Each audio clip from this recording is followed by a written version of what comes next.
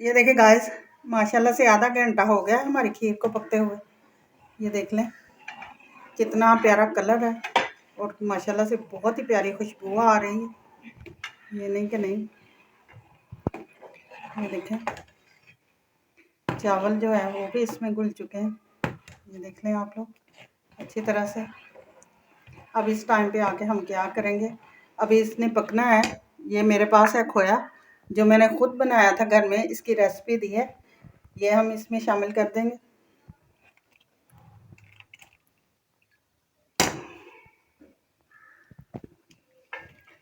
और ये dry fruit है, ये हम इसमें कुछ शामिल करेंगे और इनको पकाएंगे और कुछ हम थोड़े से रख लेंगे।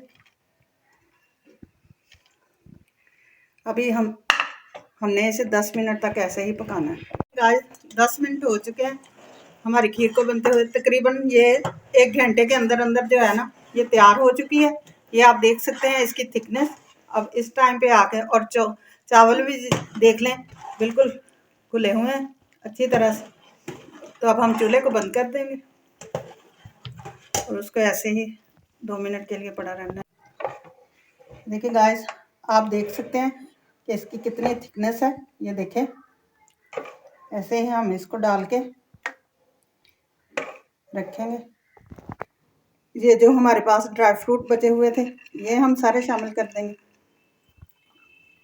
खोपरा और किशमिश, बादाम और ये पिस्ता वगैरह सारी चीज़ें।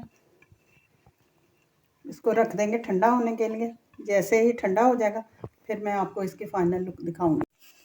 ये देखिए गाइस, खीर हमारी जो है वो बहुत ही अच्छे तरीके से ना बनकर ये तैयार है। जो मैं आपको दिखाती हूँ कि इसकी थिकनेस चेक करें माशाल्लाह से।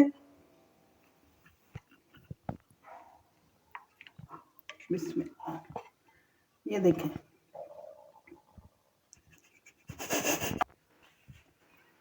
ये देखें माशाल्लाह से। आप ज़रूर घर में ट्राई करें, बहुत मज़े की बनी है। जाने से पहले चैनल को सब्सक्राइब करें, बेल आइकन का बटन दबाएं, दोस्तों के साथ शेयर करें, अच्छे अच्छे कमेंट करें। मैं कल फिर एक नई रेसिपी के साथ हाज़िर होंगी। जिन मेरे बहन भाइयों ने सब्सक्राइब किया हुआ है उनका बहुत बहुत शुक्रिया।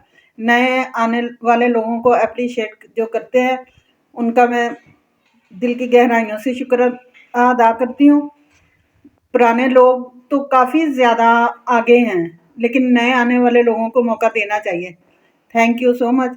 चैनल को सब्सक्राइब करें, बेल आइकन का बटन दबाएं, दोस्तों के साथ शेयर करें। कल फिर एक नई रेसिपी के साथ हाज़िर होंगे। खुदा हाफिज़।